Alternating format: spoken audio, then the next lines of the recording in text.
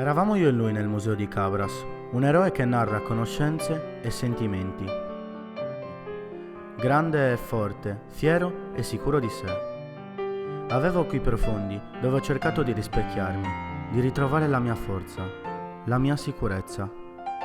Non ha bisogno di parola, non ha bisogno di essere raccontato. Siamo nati dalla stessa terra, ma in epoche diverse. Quell'ambiente scuro e misterioso del museo ci circondava, ma in quell'oscurità la statua sembrava quasi una luce, una risposta a quel mistero. Ho sentito che diceva: pensa alle tue origini, alle tue tradizioni, diffondile combattendo come io ho fatto dalla mia creazione fino ad oggi.